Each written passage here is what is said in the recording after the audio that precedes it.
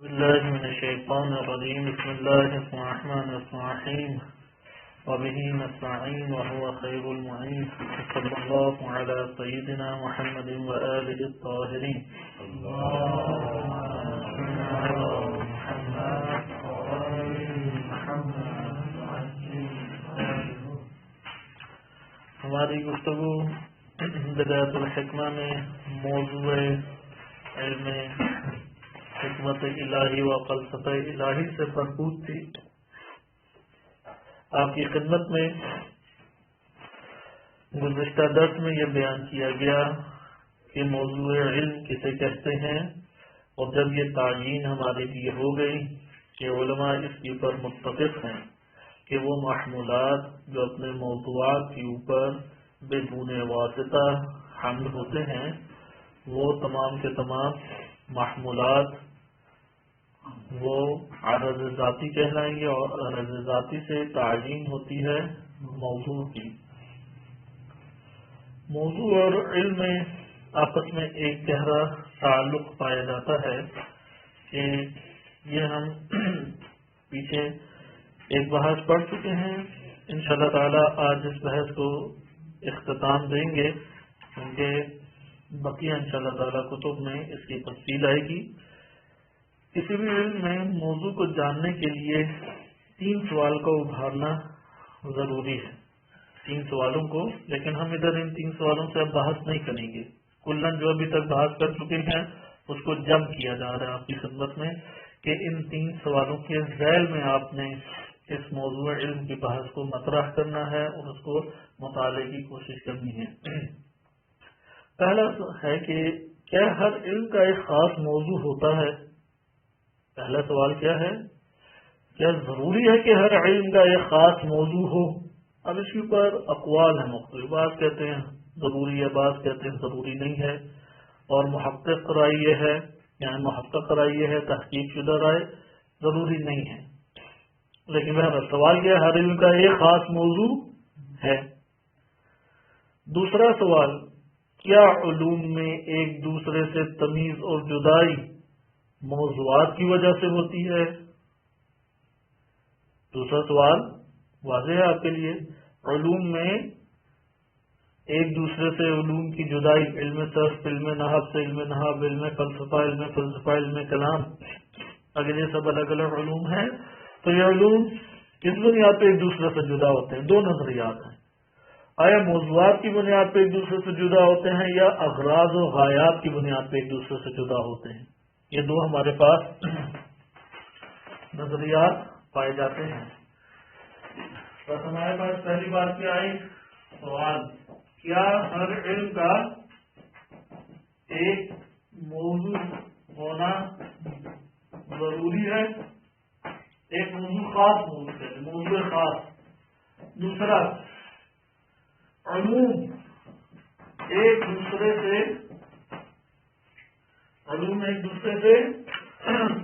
کیسے جدا ہوتے ہیں؟ علوم ایک دوسرے سے کیسے جدا ہوتے ہیں؟ 2 نظریات ہیں، موضوعات کے ذریعے،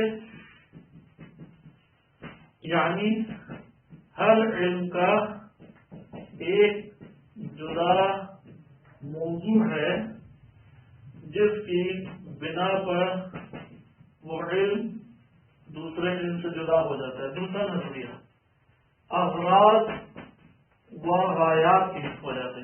ہر علم کا ایک خاص غرض اور ہدف ہے، ہر علم کی ایک خاص غرض ہے، اس غرض کی وجہ سے یہ علم دوسرے علم سے جدا ہو جاتا ہے. یہاں پہ سوال پیدا ہوگا کہ ان دونوں میں سے صحیح رائے کیا ہے؟ تیسرا ہمارے پاس آ جاتا ہے، اگر علوم کو موضوعات کے تناسب سے دیکھیں تو علوم اور موضوعات آپس میں ان میں کیا عام خاص کی نسبت پائی جاتی ہے یا نہیں؟ موضوعات کے درمیان اگر ہم یہ 3 سوال ہیں، یہ 3 سوال ایسا نہیں ہے کہ اس کتاب میں ہم جب پڑھ رہے ہیں کوئی اضافی چیز ہے. آیت اللہ جوادی عاملی نے اپنی کتب میں انہی 3 سوالوں کو مطرح کرتے ہوئے موضوع کے بارے میں بحث کی ہے. اگرچہ یہ اصولیوں نے اس کو مطرح کیا ہے، صاحب کفایہ نے اسی ترتیب سے اس کو اٹھایا ہے. کیا ہر علم کا ایک موضوع ہوتا ہے؟ اگر ہر علم کا ایک یعنی سوال یہاں سے ہے کہ علوم میں تمایز کہاں سے ہوگا. انہوں نے ادھر سے لیا ایک علم دوسرے علم سے کیسے جدا ہوتا ہے. ایک جواب ہے ایک علم دوسرے علم سے اپنے موضوع کی وجہ سے جدا ہوتا ہے. اس کا یہاں سے پھر سوال ابھرتا ہے کہ ہر علم کا ایک موضوع ہونا ضروری ہے. پھر اس کے اوپر بحث کی جائے گی اور پھر انہوں نے جو نظریہ افراد والا نظریہ کہ ہر علم کی ایک غرض ہے، اس غرض کے نظریے کو انہوں نے اختیار کیا. یعنی انشاءاللہ آپ آگے کفایت الاصول میں اس بحث کو طویل طور پہ ملاحظہ کریں گے، لیکن ان 3 سوالوں کو اپنے ذہن نشین کریں گے. موضوع کی وجہ سے غائب خود بخود جدا نہیں ہو جائے گا. نہیں، غائب کہتے ہیں ہدف کو. جی تو موضوع جب الگ ہے تو موضوع کے مثال کے طور پہ آپ آسان لفظوں میں سمجھیں، علم النحو کا موضوع کیا ہے؟ کلمہ اور کلام معرب اور مبنی ہونے کے اعتبار سے، اور اس میں غرض کیا ہے؟ خطائے لفظی سے زبان کو بچانا. دونوں کاملاً ایک دوسرے سے جدا چیز ہے یا نہیں؟ اسی طریقے سے علم منطق میں موضوع کیا ہے؟ مثلا تصور اور تصدیق ہے. 3 اقوال سے پیچھے ہم پڑھ چکے ہیں. بعض کہتے ہیں معقولات ثانیہ منطقیہ ہے. اچھا بہرحال ہم اس کو لے لیں، لیکن غرض منطق کیا ہے؟ فکر کو خطا سے بچانا. آپ نے دیکھا کہ موضوع اور غرض جدا جدا ہے. اب انشاءاللہ ابھی غرض آگے آ رہی ہے. فلسفے میں بھی اسی طرح موضوع فلسفہ جدا ہے اور غرض فلسفہ جدا ہے. تلازم کس نوعیت سے یعنی اگر آپ تصورات صحیح کریں گے، تصدیق صحیح کریں گے تو ذہن خطا سے بچے گا. نہیں، ایک بات خود فلسفے میں آتی ہے. دنیا میں کوئی ایسا عمل اختیاری نہیں ہے کہ جو ایک غایت نہ رکھتا ہو. وہ تو ایک تکوینی نہیں، کلاً تکوینی، تشریعی، اعتباری، ہر لحاظ سے آپ کوئی ایک عمل انجام دیں آپ اسے جدا نہیں کر سکتے. لیکن بذات خود حدث اور بذات خود ایک محور تسلیم بحث کا، ان دو میں فرق ہے. صحیح؟ یعنی دوسرے لفظوں میں یہ کہہ لیں کہ ہم اس کے ذریعے سے غرض کو حاصل کرتے ہیں موضوع کے ذریعے. موضوع میں یہ والی بات ضرور ہے کہ جو مسائل علم ہیں اور موضوع، ان دونوں میں آپس میں کیا تعلق ہے؟ عام اور خاص کا تعلق ہے. جیسا کہ گزشتہ درس میں بھی بیان کیا کہ اب عرض ذاتی آپ الگ الگ لکھیں. اب علم کے جو مسائل ہیں یہ بذات خود علم ہیں، وہ موضوع علم کی نسبت میں عام کون ہے؟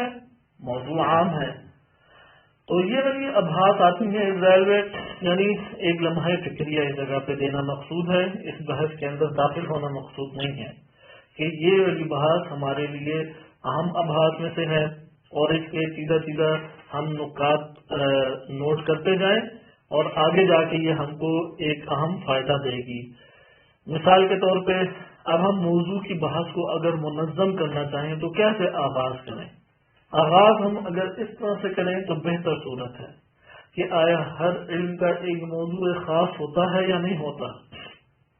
دوسرا سوال کہ آیا علوم میں تمایز، علوم میں جدائی، ایک علم کا دوسرے علم سے جدا ہونا موضوع کی بنیاد پہ ہے یا نہیں. تیسرا سوال، ایک موضوع علیہ السلام موضوع کا رشتہ اپنے اسی علم سے کیا ہے؟ آیا عام خاص کا رشتہ اور تعلق ہے یا نہیں. اب اس کے ذیل میں یہ والی ابحاث پھر آ جاتی ہیں کہ حمل کی 3 صورتیں ہوتی ہیں. مثلا عرض ذاتی، جب یہ وہ محمولات ہے جو بدون واسطہ موضوع پہ حمل ہو رہے ہیں. اب وہ جب بھی حمل ہوگا محمول 3 صورتوں سے خارج نہیں ہے. یا ضروری ہے کہ وہ حمل ہو، یا ممتنع ہے، یا ممکن ہے. ان ضابطوں سے علم فقہ، علم اصول فقہ، علم فلسفہ الہی، ان سب علوم میں استفادہ کیا جاتا ہے. یعنی یہ معلومات اگر ہم اچھے طریقے سے حاصل کر لیں کئی علوم میں ہمیں مدد دے گی. مثلا آپ انشاءاللہ تعالیٰ کفایت الاصول پڑھیں وہاں پہ متعدد جگہوں پہ یہ اگلی بات تطرح کی گئی ہے. مثلا زن کا مورد ہے، زن میں اسی بحث کو وہ لے کے آئیں گے. قط کی بحث میں اس کے ذریعے سے بعض چیزوں کو ثابت کرنا چاہیں گے ذاتی. مثلا ایک قضیہ بناتے ہیں آپ، اگر وہاں پہ قط حاصل ہے، قط کی حجیت مثلا ذاتی ہے، بالفرض اس طرح سے بحثیں وہ کرتے ہیں. زن ہے تو اس کی حجیت ذاتی نہیں ہے، ذاتی نہیں ہے، اس کا مطلب ہے یہ حمل موضوع کے اوپر ممکنات میں سے ہے. تو اس طرح کی ابحاث ہیں اس کے ذہن میں. کیونکہ یہ موضوع آج ہمارا ختم ہو رہا ہے، توجہ دلانا مقصود ہے کہ آپ کے سامنے وہ گوشے نمایاں ہو جائیں کہ جن میں خود ہمیں تحقیق کرنی ہے، جن میں خود ہم نے تفصیلات حاصل کرنی ہے. کیونکہ یہ بحث ہماری طویل سے طویل ہوتی چلی جائے گی، اور کوشش ہے کہ آج ہم اس بحث کے موضوع علم فلسفہ الہی کیا ہے اس کو ہم ختم کر لیں. بس آپ نے دیکھا موضوع علم جب ہم اس کو مطرح کریں تو پہلا سوال کیا ابھاریں، یعنی الفاظ دیگر یہ ہم ذہن نشین کریں موضوع علم کے بارے میں. اگر ہم معلومات اس کے مشکل ہونے کی وجہ سے حاصل نہ کریں، تمام علوم میں ہمیں مشکل ہے. حلقہ اولا میں یہ بحث ہے، حلقہ ثانیہ، حلقہ ثالثہ، کفایت الاصول، علم منطق، تمام جگہوں پہ یہ بحث ہے. اب کسی مرحلے میں تو اس کو قوی طور پہ ہم نے حاصل کرنا ہے. اب عموماً بہانہ کون سی جگہ بنتی ہے؟ یا کفایت الاصول بنتی ہے اس موضوع کی تبیین و تشریح کی، یا عرفان کی مقدماتی کتاب جیسے تمہید القواعد ہے، یا یہی بدایت الحکمہ کہ جیسے یہ مقدماتی کتاب فلسفہ الہی میں ہے. یہی کتابیں ہیں کہ جو اس کی تبیین کا ایک بہانہ بنتی ہیں اور پھر اس کے ذیل میں اس کو تفصیلاً ذکر کر دیا جاتا ہے. اور ہم نے ابھی تک جتنا پڑھا اس میں 2 ضابطے پڑھے. 2 ضابطوں میں ایک ضابطہ آسان تھا جو شیخ صدر رحمۃ اللہ علیہ نے حلقات میں بیان کیا ہے، اور دوسرا ضابطہ وہ عرض ذاتی کے ذیل میں تھا. اب عرض ذاتی کو سمجھنے کے لیے ہمیں محمولات کی دنیا کو کھولنا پڑا کہ محمولات جو موضوع کے اوپر حمل ہوتے ہیں وہ دنیا کائنات کیا ہے، بدون واسطہ، بالواسطہ، پھر بدون واسطہ میں عام ہے، اخص ہے، مساوی ہے، یا بالفرض کوئی صورت چوتھی نکال مبین ہے. اب ان کے ذیل میں پھر اس کو غور کریں، پھر ہم تشخیص دیں گے ان میں سے عرض ذاتی کیا کہلائے گا. کہا کہ جو بدون واسطہ حمل ہوتا ہے. پھر جب بدون واسطہ حمل ہوتا ہے اس کی تفصیل اب آگے تفصیلی طور پہ ہے. حاشیے میں علامہ طباطبائی رحمۃ اللہ علیہ نے حکمت مطالعہ اسفار کے اوپر حاشیہ لکھا، اس میں مفصل بحث کی ہے. اسی طریقے سے تمہید القواعد کی جو شرح کی جاتی ہے، کیونکہ شارح نے اس میں مفصلاً ذکر کیا ہے تو اس کے جو تعلیقہ یا شرح کی جاتی ہے اس میں شارحین نے تفصیلی ابحاث اس کے اوپر کی ہیں. یا بقیہ جتنے بھی ہمارے فقہا ہیں انہوں نے اپنے درس خارج میں اس کی تفصیلی بحث ذکر کی گئی ہے. آپ کوئی بھی فقیہ بزرگوار کی کتاب اصول کی اٹھائیں تو اس کے ذیل میں ابتدائی ابحاث اس موضوع کے اوپر مل جائیں گی، یعنی حقیقت موضوع علم کیا ہے. اب ہم نے یہ قرار دیا کہ علم فلسفہ الہی، بار بار فلسفہ الہی کیوں کہا جا رہا ہے؟ تاکہ فلسفہ کلی کو فلسفہ الہی سے جدا کیا جائے. سابقاً فلسفے کی اصطلاح متعدد علوم کے اوپر بولی جاتی ہے، لیکن متاثر دور میں فلسفہ کس کے ساتھ ہو گیا؟ الہیات کے ساتھ مختص ہو کے رہ گیا. اور فلسفہ بے معنی حکمت سابقہ دور میں بھی استعمال ہوتا تھا. جیسے ہم نے یونان میں اس کا نام کیا تھا فیلاسوف. فیلا جسے کہتے ہیں محب، اور صوف حکمت یعنی محب الحکمہ یا محبت الحکمہ. اس لیے یہی نام بعد کے دور میں بھی رہا فلسفے کا. بس فلسفے کا دوسرا نام ہے حکمت، اس لیے اسے حکمت الہی یا فلسفہ الہی کہا جاتا ہے. فلسفہ الہی کی متعدد تعریفیں ہیں. آپ نے ادھر تعریف ملاحظہ کی، کیا تعریف تھی؟ الذی یبحث فیہ یا علم الباحث عن احوال الموجود بما ہوا موجود. سوال اس کا محور اصلی کیا ہے، اس کا مرکزی کون سا وہ مفہوم اور معنی ہے، بحث ہے جس کے تمام ابحاث گردش کرتی ہیں؟ اسے موضوع علم قرار دیا اور عدد ذاتی ہم نے قرار دیا، اور یہ بھی گزشتہ درس میں پڑھا کہ یہاں پہ حتماً مساوی ہو، حتماً کیا ہو؟ مساوی ہو، اخذ نہیں ہو سکتا، مباین نہیں ہو سکتا، کیونکہ وجود کے مباین عدم ہے، عدم تو حمل نہیں ہوتا، وجود سے عام جو ہے، وجود سے عام کوئی چیز نہیں ہے، اس میں محمول عام موضوع سے نہیں ہو سکتا، اسی عدد ذاتی میں بدون واسطہ کے اندر بھی ہم نے تعین کی اور امر مساوی کو قرار دیا۔ آئے اب ہم اسی کو دیکھتے ہیں۔ ہم نے کل بار بار اس کا تکرار درس کے اختتام پہ آپ کے سامنے کیا گیا کہ فلسفہ الہی کا موضوع کیا ہے؟ وجود مطلق، یا وجود موجود بما ہوا موجود، یعنی اگر الوجود وہ کیا قرار پائے؟ موضوع، تو اس کا محمول ہمیشہ کیا قرار پائے گا؟ کیا قرار پائے گا؟ کیونکہ آپ جسے موضوع کہہ رہے ہیں وہ کیا بنتا ہے؟ وہ محمولات قرار پائے گا، عرض ذاتی قرار پائے گا، عرض ذاتی حل کیا جاتا ہے۔ اگر آپ الوجود کو موضوع قرار دیں تو اس کا محمول کیا بنے گا؟ موجود مطلق، موجود بما ہوا موجود، یعنی اس کو سمجھنے کی کوشش کریں کیونکہ آج ہماری بحث اسی سے مربوط ہے۔ یعنی الموجود الوجود موجود، مثلا وجود السماء موجود، وجود الارض موجود، صحیح، وجود الانسان موجود، وجود واجب الوجود موجود، وجود الممکن موجود۔ ادھر آپ دیکھتے ہیں کہ کیا محمول ادھر بن رہا ہے؟ موجود مطلق بننا چاہیے، اس لیے اس کو دقت سے آپ دیکھیں کہ ہمارے پاس اس کے اوپر جو جامع عنوان منطبق ہوتا ہے وہ موجود بما ہوا موجود ہے یا وجود مطلق ہے۔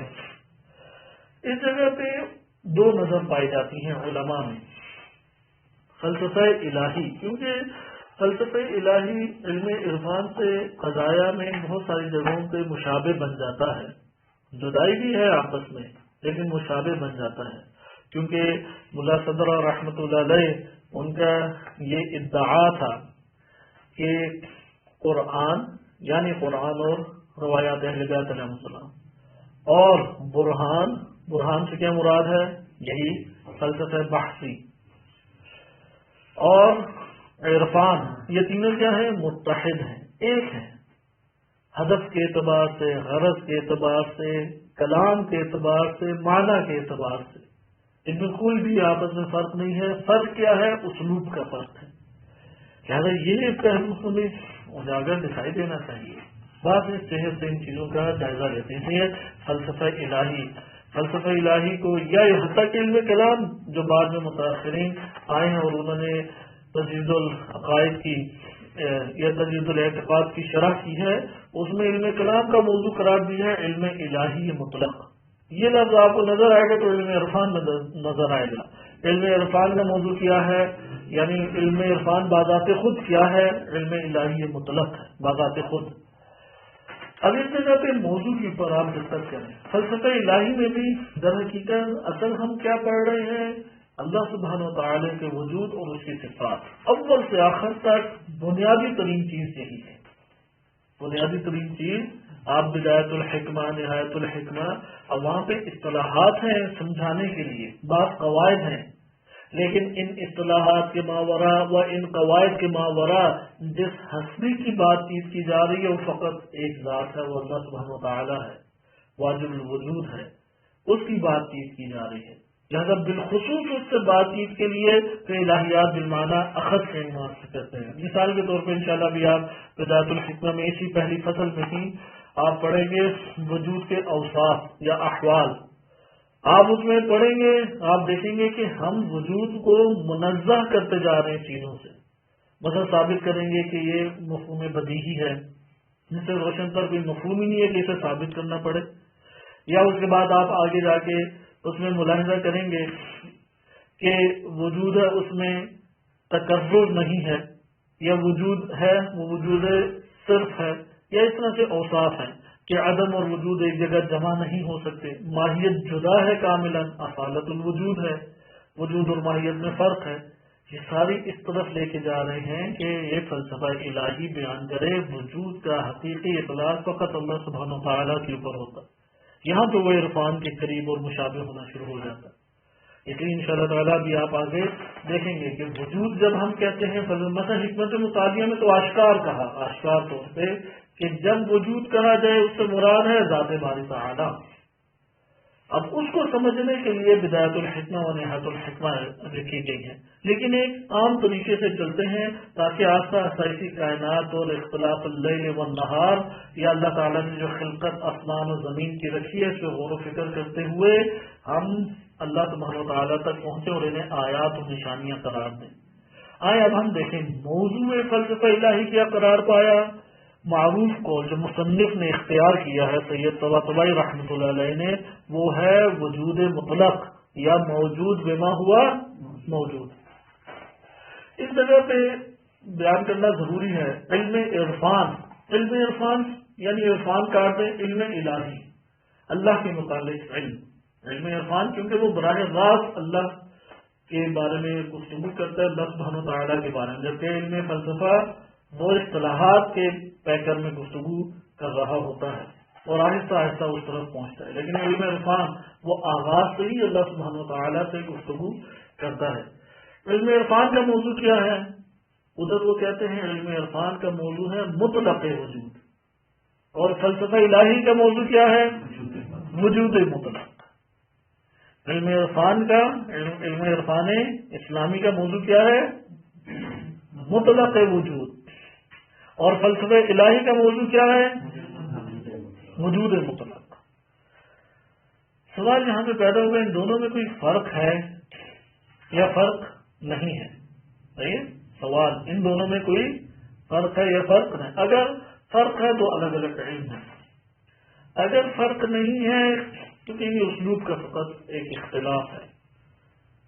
وجود مطلق اور مطلق الوجود، وجود مطلق فلسفہ الہی میں ہے، یعنی وجود بما ہوا موجود، یعنی یہ جو محمول بنے گا، اسی لیے اس کے اوپر آپ نے دقت کرنی ہے۔ ابھی انشاءاللہ میں آپ کے سامنے بیان بھی کروں گا کہ یہاں پہ جب ہم احوال الموجود کہتے ہیں تو احوال موضوع میں کیوں کاٹ دیا؟ کیونکہ ادھر اطلاق احوال کو حاصل نہیں ہے، موجود کے احوال تو مختلف ہوتے ہی ہیں، لیکن یہاں پہ اطلاق خود وجود میں پایا جاتا ہے، وجود مطلق یعنی وجود مطلقاً، وجود مطلقاً یہ عارض ذاتی بنتے ہوئے وجود کے اوپر حمل کیا جائے تو یہ موضوع بنتا ہے۔ آئے ابھی ہم اس عبارت کو دیکھتے ہیں، یہاں پہ ہمارے ہی اعلام میں بزرگان و اعلام میں اختلاف پایا جاتا ہے، آیا ان دونوں اصطلاحات میں اختلاف ہے یا اختلاف نہیں ہے؟ وجود مطلق و مطلق الوجود، علم فلسفہ الہی وہ کہتا ہے وجود مطلق، اور علم عرفان الہی مطلق الوجود۔ جب مطلق وجود کہتے ہیں تو صرف ذات کی بات آئے گی میرے خیال سے، اور جب وجود مطلق کہیں گے تو صفات کی بات نہیں، یا یہ ہے کہ جب مطلق وجود کہیں گے تو صرف واجب الوجود اور وجود مطلق میں ممکن وجود پر بھی بحث ہو سکتی ہے۔ وجود مطلق میں ممکن وجود پہ بھی بحث ہوتی ہے، کیونکہ وہ ایک لحاظ سے ہے، لیکن دونوں میں اس طرح کے ہیں، بات چیز کا انداز مختلف ہے۔ ادھر آپ ممکن وجود کہتے ہیں، علم عرفان میں مظاہر کہتے ہیں، جی مطلب مظاہر الہی سے تو بات ہے، مگر ان کی نظر اللہ کا ہے نا، ادھر بھی تو نظر اللہ ہی کے اوپر ہے، اس لیے دو رائے پائی جاتی ہیں۔ یہ بیان کرنا مقصود ہے کہ آپ کے سامنے ہے ایک ہے وجود مطلق اور ایک ہے مطلق الوجود۔ ادھر ہم دیکھ لیں موضوع فلسفہ الہی، موضوع فلسفہ الہی اور موضوع عرفان الہی، ان کے درمیان کیا فرق پائے جاتے ہیں؟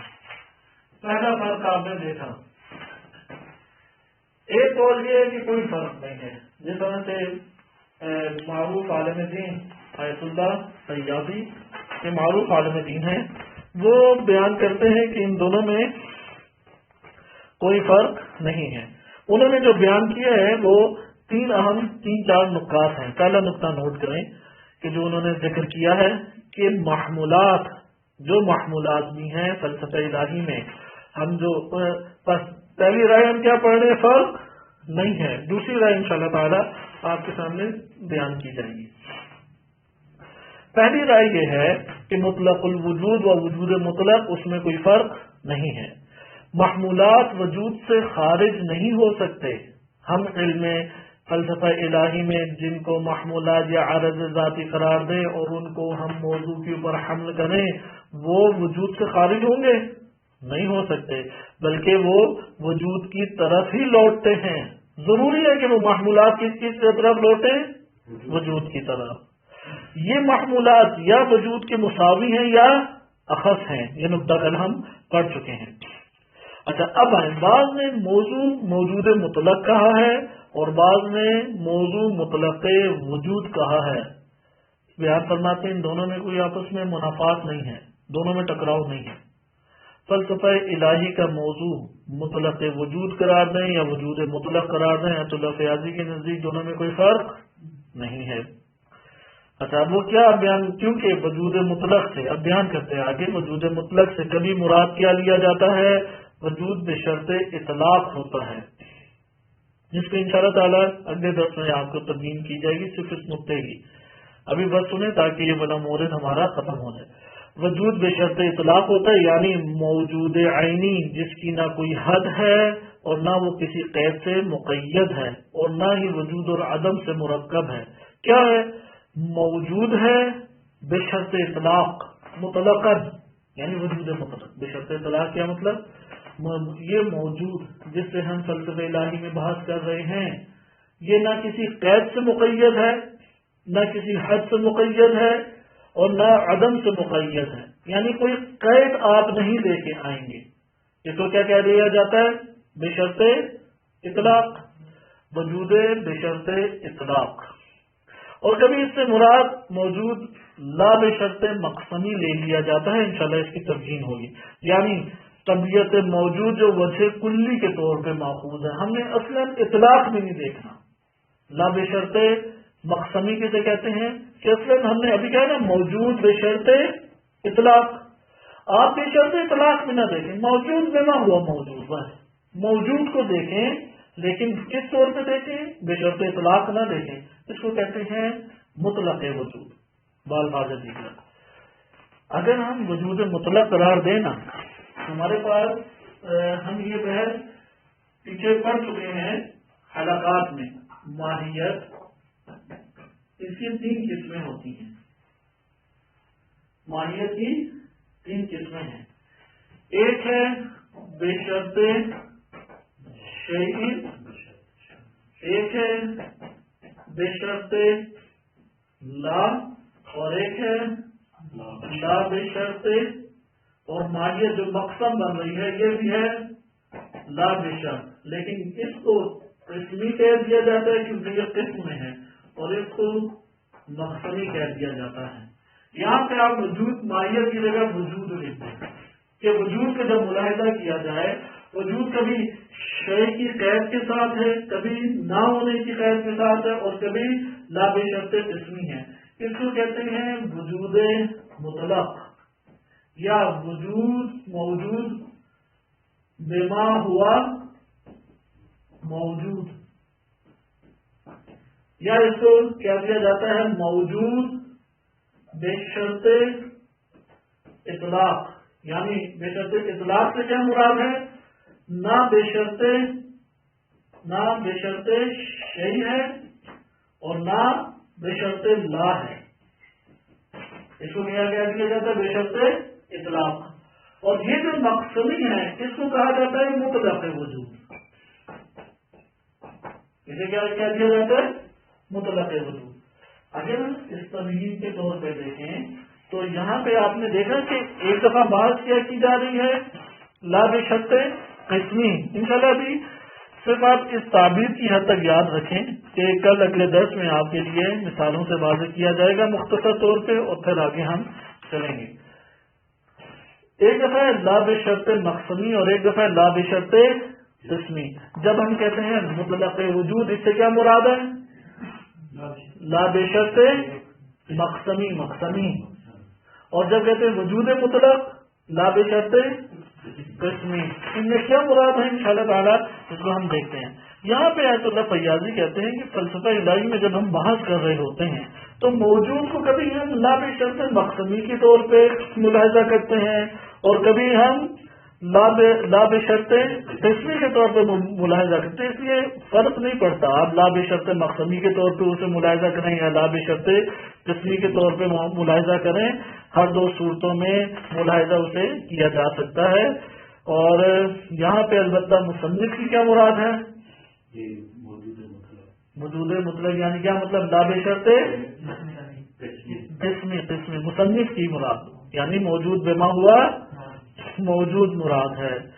البتہ نہایہ میں کیا مراد ہے وہ انشاءاللہ تعالیٰ آپ دیکھیں گے کہ بعض کہتے ہیں کہ نہایہ میں جب موضوع بیان کیا تو وہاں پہ وہی موضوع مراد لیا ہے جو علم عرفان میں موضوع مراد لیا جاتا ہے، یعنی یہی کہ لا بشرط مقسمی مطلق وجود. بہرحال بدایت الحکمہ میں مصنف نے جو ذکر کیا ہے وہ ذکر کیا ہے لا بشرط قسمی کو. لیکن ان کے نزدیک آیت اللہ فیاضی کے نزدیک یہ دو تعبیرات اگرچہ جدا ہیں لیکن فلسفہ الہی کے موضوع کے اعتبار سے ہر دو صورتوں کو ماخوذ موضوع میں موضوع علم میں کیا جا سکتا ہے.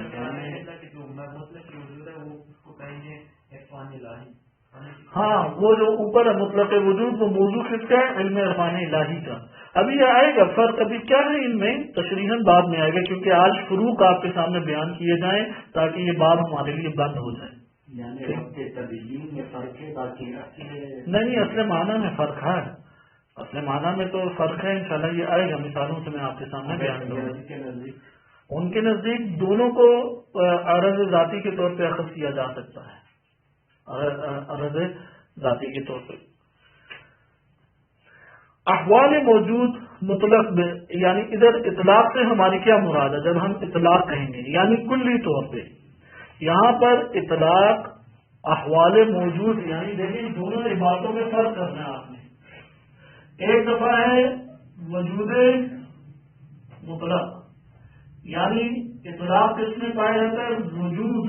یہ کس کے ساتھ مشروط ہے اطلاق کے ساتھ، یعنی بذات خود وجود اطلاق کے ساتھ ہے. لیکن ایک دفعہ ہے احوال وجود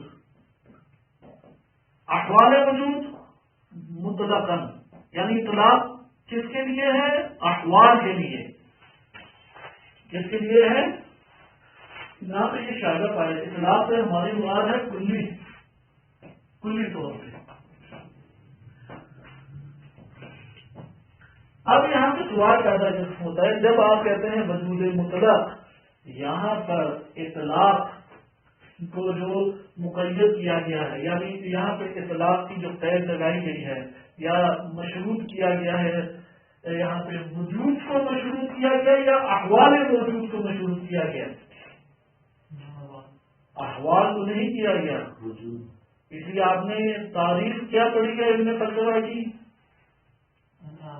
یہ بات ہوتی ہے احوال الموجود بما ہوا یا احوال الوجود بما ہوا موجود. اور جب آپ نے موضوع پڑھا ہے وہ کیا ہے؟ الموجود بما ہوا موجود. پس سے ہمیں کیا پتہ لگا مصنف کے نزدیک یہ اطلاق کس کے ساتھ ہے؟ موجود بذات خود وجود کے ساتھ ہے، نہ کہ احوال کے ساتھ ہے. یعنی اس مقام پہ ضروری ہے کہ وجود اور احوال اس کے احوال میں فرق کیا جائے. ٹھیک، وجود کے احوال کیا ہو سکتے ہیں؟ ممکن ہے کہ وجود ہو واجب، ممکن ہے وجود ہو ممکن. صحیح. اسی طریقے سے وجود کی آگے اقسام انشاءاللہ تعالیٰ آپ پڑھیں گے، واحد ہے، کثیر ہے. ہم جب یہاں پہ موضوع پڑھ رہے ہیں تو احوال موضوع نہیں ہے بلکہ کیا ہے؟ وجود مطلق. یعنی اطلاق کا تعلق کس سے ہے؟ احوال سے یا وجود سے؟ جب ہم یہ نظریہ اختیار کریں کہ مصنف نے وجود مطلق یا موجود بنا ہوا موجود کو موضوع فلسفہ قرار دیا ہے تو یہاں پہ اطلاق احوال موجود کے لیے اطلاق ثابت ہے یا اطلاق بذات خود وجود کے لیے ثابت ہے؟ احسن، یہ ہم نے ذہن نشین کرنا ہے. کیونکہ احوال جو ہیں وہ اگرچہ ان کا تعلق وجود کے ساتھ ہے اور وہ بھی احوال وجود سے تعلق رکھیں گے وجودی طور پہ، کیونکہ عدم جو ہے وہ کبھی بھی اس کا تعلق نہیں ہو سکتا.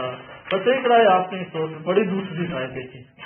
دوسری رائے اہم ترین رائے ہے اور وہ معروف عالم دین جو حوزہ علمیہ میں علم عرفان کے معروف عالم شمار ہوتے ہیں، شیخ حسن رمضانی حافظہ اللہ تعالی ہیں. انہوں نے بیان کیا ہے علم عرفان اور علم فلسفہ الہی میں فروق کو ملاحظہ کریں. پہلا فرق، ان کے نزدیک دونوں کا موضوع جدا ہے، ایک دونوں کو نہیں اخذ کر سکتے.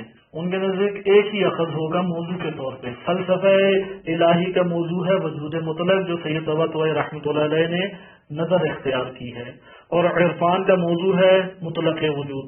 سوال، ان دونوں میں آپس میں کیا نسبت ہے؟ ان دونوں میں نسبت یہ ہے کہ وجود مطلق جب کہیں گے نا وہ لا بشرط قسمی ہے، وہ مقید ہے اطلاق کی قید سے، اور جب ہم کہیں گے مطلق وجود وہ کسی بھی شے سے مقید نہیں ہے. اس کی تشریح انشاءاللہ کل آئے گی. نمبر 2 فرق، لا بشرط قسمی یعنی فلسفہ الہی میں وجود مطلق جب کہا یعنی لا بشرط قسمی، یہاں پہ قید احترازی ہے. احترازی انشاءاللہ تعالی یہ آپ کے پاس آئے گا، حلقات میں یہ مطلب گزر چکا ہے. اور جب ہم کہتے ہیں مطلق وجود یعنی لا بشرط مقسمی، وہاں پہ اگر ہم اطلاق کہیں لفظ تو وہاں پہ توضیحی ہے، احترازی نہیں ہے. تو یہ وضاحت بیان کرنے کے لیے ہے، یعنی حقیقت میں اطلاق قید نہیں ہے. وہاں پہ اگر لفظ اطلاق لایا جائے تو وضاحت بیان کرنے کی ہے. یعنی ایک دفعہ لفظ کے ساتھ قید ذکر کی جاتی ہے کہ بیان کیا جائے کہ یہ جو چیز ہے یہ مقید ہے اس قید سے، لیکن ایک دفعہ قید ذکر کی جاتی ہے تاکہ اس سے پہلے والے جملے کی تشریح اور توضیح کر دی جائے. جب ہم کہتے ہیں مطلق وجود لا بشرط مقسمی یا علم عرفان میں جو موضوع قرار پاتا ہے، وہاں پہ اگر اطلاق کا لفظ آئے بھی وہ توضیحی ہے، حقیقت میں نہیں ہے کوئی قید. لیکن فلسفہ الہی میں اطلاق قید بن رہا ہے، انشاءاللہ اس کو دیکھیں گے. نمبر 3، موضوع فلسفہ موجود مطلق ہے. صحیح، یہ دیکھیں ایک ہے موضوع فلسفہ، وہ کیا ہے؟ وجود یا موجود مطلق. ان دونوں کا آپس میں رشتہ کیا ہے؟ یہ دونوں ہیں ترادف، دونوں مترادف ہیں. دونوں کیا ہیں؟ مترادف ہیں، برابر ہیں. لیکن علم عرفان میں ایسا نہیں ہے. علم عرفان میں موضوع علم عرفان اور مطلق وجود یہ دونوں آپس میں مباین ہیں، یعنی دونوں آپس میں ایک دوسرے سے جدا ہیں. کس طرح سے کہ ایک مفہوم کی دنیا میں ہے اور ایک خارج کی دنیا میں ہے. کیونکہ ادھر علم عرفان میں وجود کا اطلاق فقط ایک ہستی پہ ہوتا ہے اور وہ حق تعالی کی ذات ہے. اس لیے عارف کے نزدیک وجود حق تعالی اور موجود اس کے نزدیک حق تعالی فقط اور فقط وجود کا اطلاق اس پہ حق تعالی پہ. باقی جتنے موجودات ہیں وہ اللہ سبحانہ تعالیٰ کی طرف منسوب ہیں یا اس کے مظاہر ہیں. اس لیے یہاں پہ آپ نے اس کو ملاحظہ کیا. اللہ چوتھا فرق، ترادف نہیں ہے نا، تباین ہے نا. دیکھیں نا آپ، وجود اللہ کی ذات ہے فقط عرفان میں. اب بقیہ موجودات کیا ہیں؟ کیا وہ اللہ تعالیٰ کی ذات کے مساوی ہیں؟ مباین ہیں.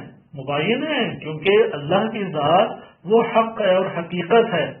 اللہ کی ذات کے مقابلے میں جو کچھ بھی ہے وہ حقیقت اس معنی میں حقیقت نہیں ہے جس طرح سے اللہ کی ذات ہے، بلکہ اللہ نے اس کو خلق کیا ہے، اللہ نے اسے وجود دیا ہے، اللہ نے اسے باقی رکھا ہے. انشاءاللہ یہ بات کی باتیں سے فرق ابھی آپ نوٹ کریں، یہ آگے فائدہ دے گا.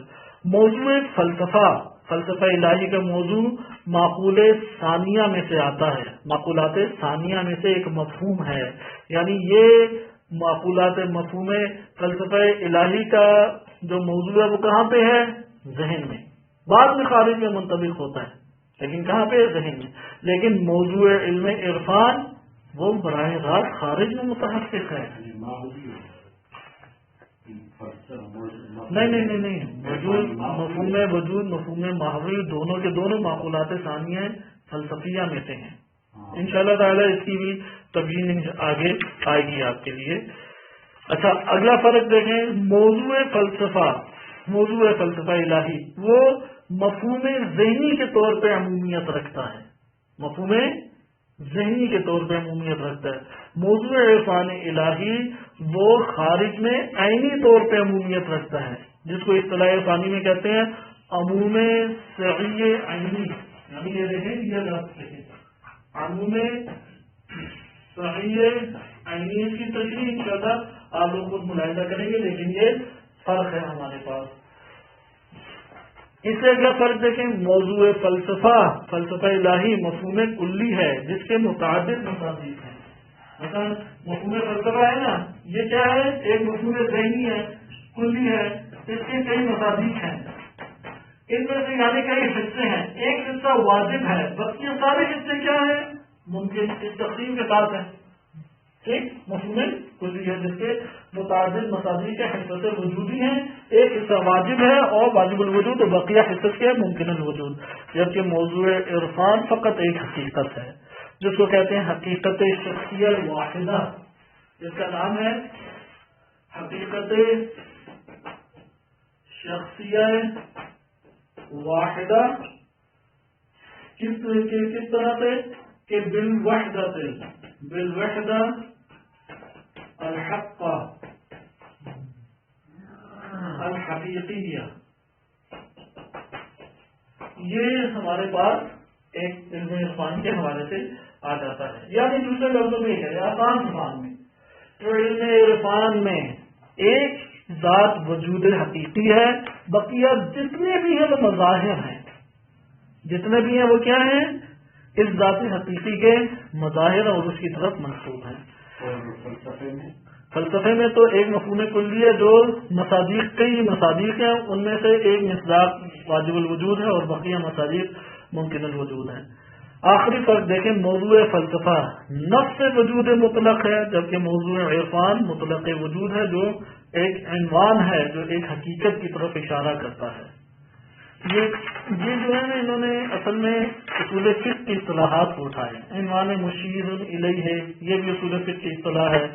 قید احتراجی اصول فقہ کی اصطلاح ہے. قید توضیحی اصول فقہ کی اصطلاح ہے. لا بشرط اسمی و مقسمی، اس کو بھی تشریحاً اندر بیان کیا جاتا ہے. انشاءاللہ تعالی اس کو ہم کل ملاحظہ کریں گے. اور صلی اللہ علی سیدنا محمد و آلہ الطاہرین.